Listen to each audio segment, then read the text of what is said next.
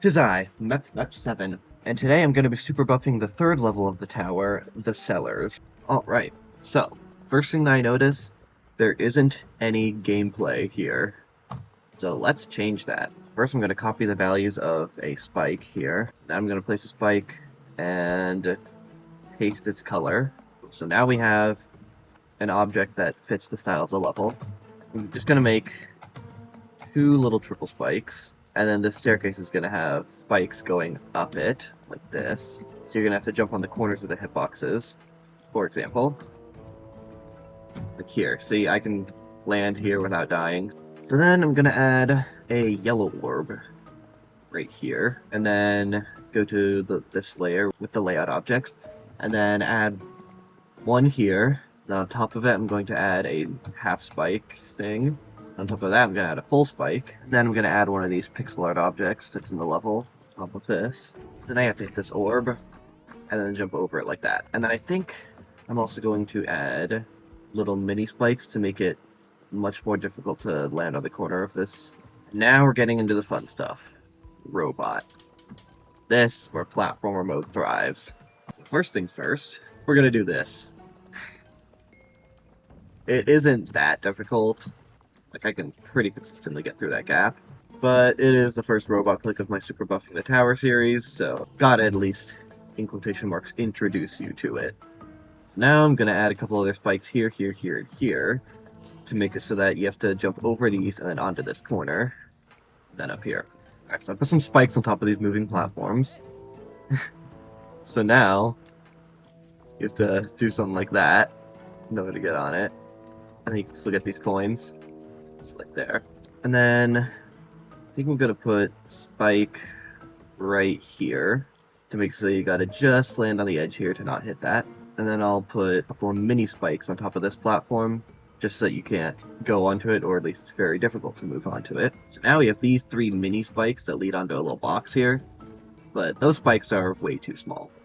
So let's fix that. There we go. This seems about right. So now you gotta jump through there like that.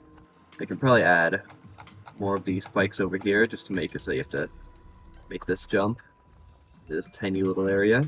So now we have this fire section, and I think what I could do, so this fire works on an area move. So I could potentially, these are the objects that cause the area move to happen. So here's the area move trigger that causes those little fire things to appear. So what I think I could do is just increase the length of this by a lot. We'll see what that changes. Yeah, so now there's a lot more fire going up. See that? Now both of these should be working, and I think it looks great. There's just a lot of fire. You can't jump too high, otherwise you hit these fireballs. So now I have this secret coin here. I don't know, I think I could just do like a little robot micro click in order to get in there. So like, so you go in here, and then you have to do this jump to get the coin, and then that same jump to get out. Okay. I like that.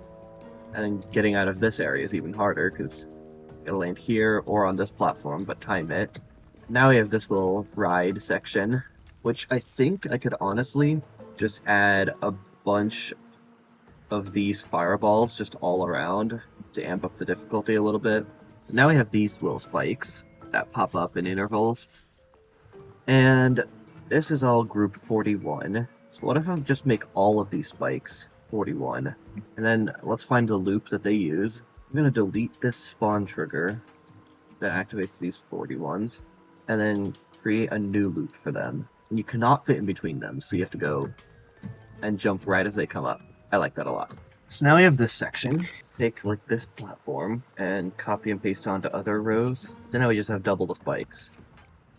So now we have this section. I think I'm going to start with just an absurdly long robot jump, and add some real spikes that you actually die. So here with these little falling platforms, I'm going to have you like make them fall really far, and then jump off all the way down here, and then jump. We'll add like a little tower of spikes that forces you to go all the way down. There we go. That works. Could do with these moving platforms. Just add some spikes that go up with them. There we go. So now you have to jump in between these spikes that are moving up in order to get onto this platform. That is extremely difficult. In order to get this blue coin, I was thinking of just having you jump on the corner of this block, and then maybe fit like in between these spikes and then jump into here. Meanwhile, the main path will just have a pillar of spikes that makes you go down the farthest you can. Then we have more of these jumps where you just have to go down really far and then jump up and over. And this little upgoing platform, I'm just gonna give that one to you for free. Because why not? I'm nice. And then you have this where you just have to run to the very end. So I think I'm gonna have you do a couple of like tight robot jumps in the middle of here, potentially slow you down. Still have to fight the spikes. Ooh, that's tight. You can probably make that though. And that's the level. So I'm gonna record a little macro of this, and then let's get into the final showcase. You shouldn't be here. Well then.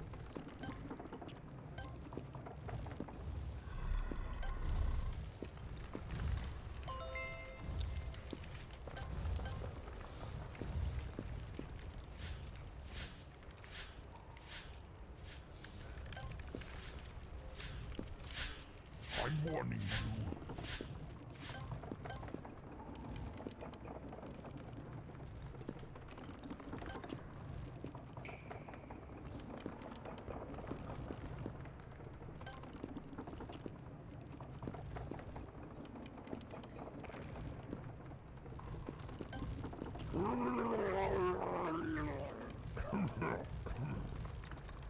Dare defy the Lord of Darkness.